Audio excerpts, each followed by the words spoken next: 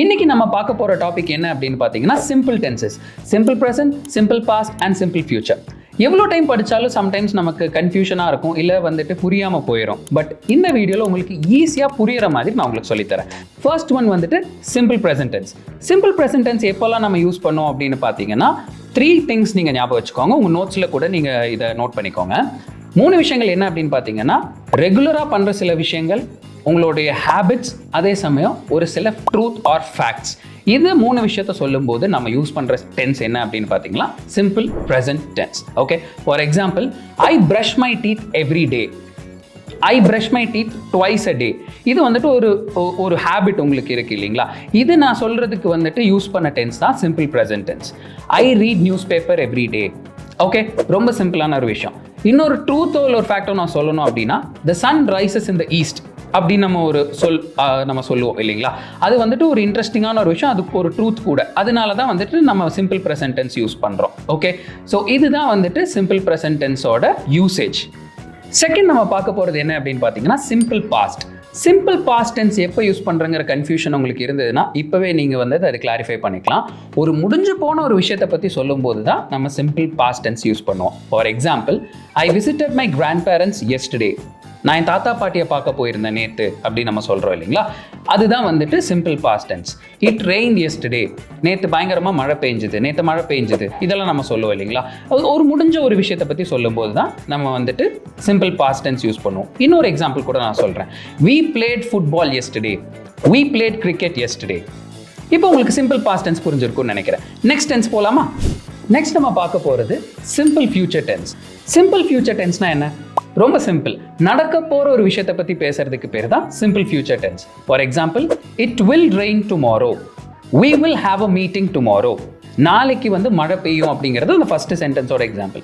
அதே மாதிரி நாளைக்கு ஒரு மீட்டிங் இருக்கு இப்படின்னு நம்ம சொல்கிறோம் இல்லைங்களா? ஸோ அதுதான் வந்துட்டு சிம்பிள் ஃபியூச்சர். ஏதாவது நாளைக்கு நடக்க போகிற ஒரு விஷயத்த நம்ம வந்து எப்படி சொல்கிறோம் அப்படிங்கிறது தான் சிம்பிள் ஃபியூச்சர் டென்ஸில் நம்ம எக்ஸ்பிளைன் பண்ணோம். ஓகே, இப்போ உங்களுக்கு இந்த 3 டென்சஸும் புரிஞ்சிருக்கும்னு நான் நினைக்கிறேன். நம்ம ஒரு சின்ன ரீகேப் போய்க்கலாமா?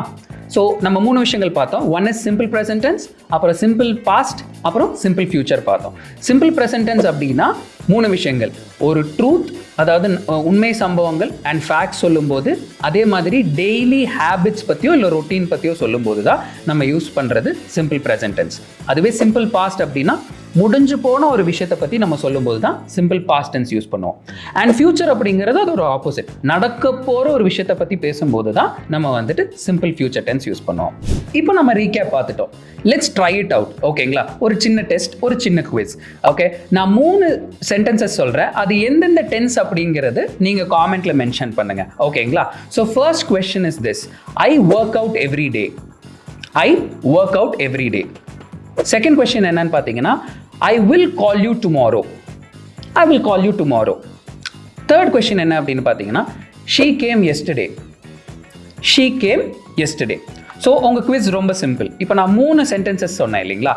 ஒவ்வொன்றும் எந்தெந்த டென்ஸ் அப்படிங்கிறது காமெண்ட்டில் நீங்கள் 1, 2, 3 அப்படின்னு போட்டு மென்ஷன் பண்ணுங்கள். இப்போ ஃபர்ஸ்ட் ஒன் வந்துட்டு சிம்பிள் ஃபியூச்சரா, இல்லை சிம்பிள் பாஸ்டா, இல்லை சிம்பிள் ப்ரெசென்ட்டா அப்படிங்கிறது நீங்கள் காமெண்ட்டில் மென்ஷன் பண்ணுங்கள். அதே மாதிரி second one and third one. Okay, இப்போ நீங்கள் கற்றுக்கிட்ட மாதிரி நிறைய விஷயங்கள் இன்ட்ரெஸ்டிங்காக கற்றுக்கணும் அப்படின்னா இங்கிலீஷ் பார்ட்னரோட கோர்ஸஸை எடுங்க. என்ன பெனிஃபிட் அப்படின்னு பார்த்தீங்கன்னா, நீங்கள் வந்துட்டு ப்ராக்டிஸ் பண்ணுறதுக்கு தேவையான ட்ரெயினர்ஸ் அண்ட் அவைலபிலிட்டி நம்ம இங்கிலீஷ் பார்ட்னர் அவைலபிளாக இருக்குது. எப்படின்னு கேட்குறீங்களா?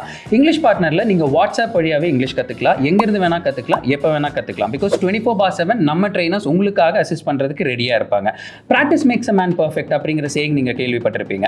அதுதாங்க ரொம்ப முக்கியம் இங்கிலீஷ் கற்றுக்கிறதுக்கு. அண்ட் அதுக்குண்டான ஃபெசிலிட்டி நம்ம ப்ரொவைட் பண்ணுவோம். அதுவும் எக்ஸ்க்ளூசிவான ஆப்ஷன் என்னன்னு பார்த்தீங்கன்னா, ஃபீமேல் ஸ்டூடெண்ட்ஸுக்கு ஃபீமேல் ட்ரெயினர்ஸ் இருப்பாங்க.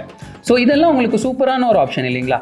அதோட முடிய போகிறது இல்லை, லைஃப் டைம் அசிஸ்டன்ஸும் நம்ம இங்கிலீஷ் பார்ட்னர் வழியாக உங்களுக்கு கிடைக்கும். So these are some exclusive options available. And இந்த ஆப்பர்ச்சுனிட்டி இப்போவே கிராப் பண்ணுங்கள். மறக்காமல் இங்கிலீஷ் பார்ட்னர் கோர்ஸ் எடுங்க. இதே மாதிரி இன்ட்ரெஸ்டிங்கான வீடியோஸ் மூலமாக இங்கிலீஷ் கற்றுக்கிறதுக்கு இங்கிலீஷ் பார்ட்னரோட யூடியூப் சேனலை மறக்காமல் சப்ஸ்கிரைப் பண்ணுங்கள். உங்கள் ஃப்ரெண்ட்ஸ்க்கும் ஷேர் பண்ணுங்கள்.